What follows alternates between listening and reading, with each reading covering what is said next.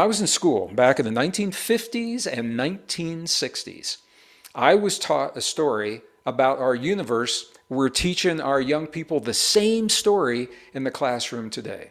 I was taught that we come from a dead universe. It's the product of a primal release of energy called the Big Bang. And through a lot of lucky physics, the universe has come to be and our world has come to be as it is. It would have to be really lucky physics to meet the parameters that give us what's called the safe zone for life on planet Earth. So that's the old story. The new story, wow, listen to the news story. Physicists now are saying the universe appears to be alive. It's not dead and inert. The universe behaves like a living entity, like a living being. So for example, when a star explodes or collapses in one part of the universe, other parts of the universe begin to compensate as you would expect in a living system. There's a physicist named Gregory Matloff, and I'm using his name specifically. I respect his work. I admire him.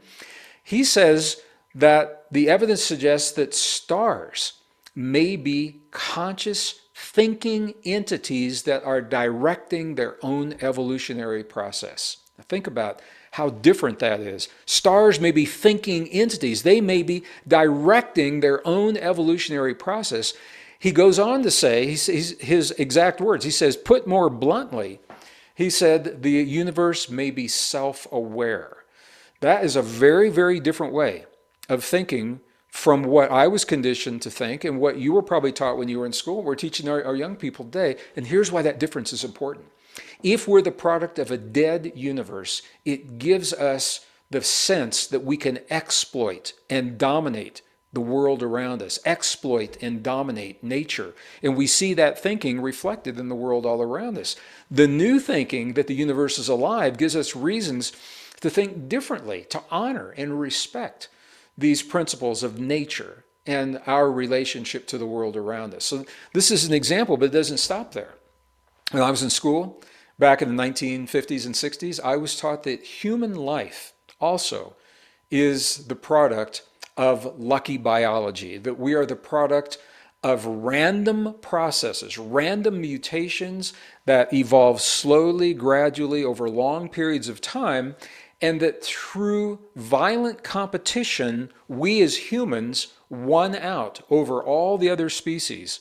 And that thinking of competition is reflected in Charles Darwin's statement that nature is based upon survival of the strongest.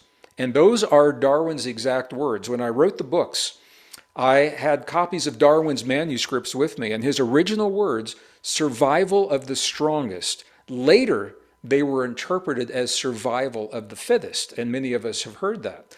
But his original words were survival of the strongest. Well, that's important because it reflects a way of thinking, telling us that he believed competition and conflict were fundamental in our experience. And this is important because when Darwin's ideas came out is when our society was being built in the late 1800s and early 1900s. So the policies that were embraced, the ways of thinking, were all reflecting competition and conflict as this fundamental rule of nature. Our economic system is based upon scarcity, competition, and conflict. Our corporate system, the top-down corporate system, is based upon these principles as well. And many of our social structures are based upon these principles.